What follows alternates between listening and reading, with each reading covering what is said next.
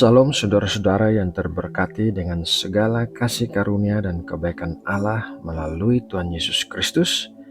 Semoga damai sejahtera Allah senantiasa melimpah di dalam hati dan hidup kita, dan kita berada dalam keadaan sehat dan baik-baik saja.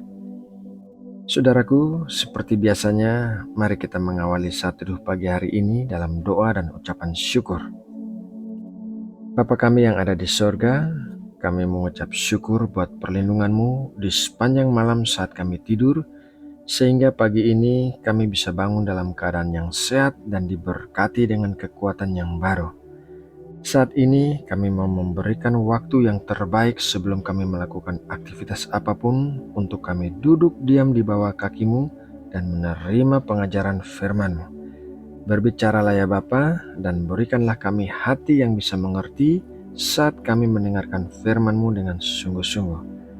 Terima kasih Bapa, dalam nama Tuhan Yesus Kristus, kami berdoa dan mengucap syukur. Amin. Saudara yang terkasih, Alkitab Perjanjian Lama mencatat beberapa kali penampakan malaikat Tuhan yang dipercaya merupakan prainkarnasi dari Tuhan Yesus Kristus. Dan setiap kali malaikat Tuhan menampakkan diri kepada seseorang, maka artinya ada sesuatu yang sangat luar biasa yang akan segera terjadi. Dalam renungan firman Tuhan pagi ini, kita akan membahas tentang penampakan malaikat Tuhan kepada Gideon. Mari kita membaca Hakim-Hakim 6 ayat 11-12. Kemudian datanglah malaikat Tuhan dan duduk di bawah pohon tarbantin di Ofra, kepunyaan Yoas, orang Abiezer itu, sedang Gideon anaknya mengirik gandum dalam tempat pemerasan anggur agar tersembunyi bagi orang Midian. Malaikat Tuhan menampakkan diri kepadanya dan berfirman kepadanya demikian, Tuhan menyertai engkau, ya pahlawan yang gagah berani. Gideon hidup dalam masa di mana bangsa Israel berkali-kali diserang oleh bangsa Midian yang merebut hasil panen mereka. Jadi tidaklah mengherankan bahwa Gideon mengirik gandum dalam tempat pemerasan anggur agar hasil panen gandum tidak diketahui oleh bangsa Midian dan direbut oleh mereka. Gideon dikelilingi oleh situasi yang membuatnya terpaksa harus menyembunyikan diri dalam ketakutan akan musuh-musuhnya. Tempat di mana ia seharusnya mengirik gandum adalah sebuah tempat tinggi dan terbuka, di mana angin akan menerbangkan kulit sekam gandum, sedangkan tempat pemerasan anggur berada di tempat yang rendah dan tersembunyi.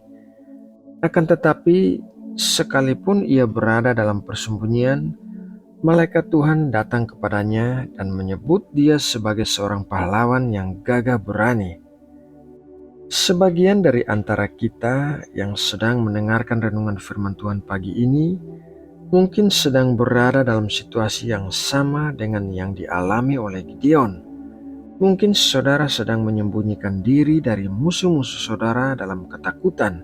Mungkin situasi-situasi yang ada dalam hidup saudara begitu buruk sehingga saudara tidak bisa menghadapinya. Kabar baiknya adalah Tuhan pasti datang mencari saudara, dan Tuhan pasti mengingatkan saudara tentang siapa saudara sebenarnya di dalam Tuhan. Tuhan begitu baik dan mengasihi kita sehingga Ia tidak membiarkan masa lalu kita mendikte kehidupan kita. Ia tidak membiarkan dosa-dosa kita menghambat kita. Ia tidak membiarkan kita berlarut-larut dalam rasa bersalah dan tertuduh akibat perbuatan-perbuatan kita di masa lalu. Tuhan selalu melihat diri kita sebagaimana rencananya bagi kita. Gideon berada dalam situasi sulit bukan karena pilihannya, melainkan karena keadaan di sekelilingnya. Namun Musa berada dalam situasi sulit karena pilihannya sendiri, dan malaikat Tuhan juga menemui Musa. Mari kita membaca dalam Keluaran 3 ayat 2. Lalu malaikat Tuhan menampakkan diri kepadanya di dalam nyala api yang keluar dari semak duri. Lalu ia melihat, dan tampaklah semak duri itu menyala tetapi tidak dimakan api. Saudara yang terkasih, baik kita berada dalam keadaan sulit diakibatkan oleh sesuatu yang berada di luar kendali kita, ataupun kita berada dalam keadaan sulit diakibatkan oleh kebodohan kita, semua itu tidak membatasi Tuhan untuk datang mencari kita. Kasih-Nya begitu besar bagi kita, dan tangan-Nya tidak kurang panjang untuk menjangkau kita. Percayalah kepada Tuhan dan jadilah seperti apa yang Tuhan lihat di dalam diri kita, yaitu para pahlawan yang gagah berani. Nah, saudaraku yang terkasih, demikianlah renungan firman Tuhan pagi hari ini. Semoga renungan ini dapat menjadi kekuatan dan berkat bagi kita untuk menjalani sepanjang hari ini dengan baik bersama Tuhan. Mari kita menutup saat teduh kita dalam doa. Bapa Surgawi, terima kasih atas berkat firman-Mu pagi ini yang telah menguatkan dan memberkati kami. Terima kasih atas pengertian yang Engkau berikan kepada kami, sehingga kami bisa menjadi pelaku-pelaku firman. Ya Bapa, kami berdoa menyerahkan seluruh aktivitas kami hari ini ke dalam tangan-Mu. Urapilah kami dengan keterampilan dan hikmat yang diperlukan agar kami dapat melakukan tugas-tugas kami dengan baik. Berikanlah kami hati yang berbelas kasihan kepada sesama kami, sehingga kami bisa menghiburkan orang-orang yang sedang terluka dan menderita.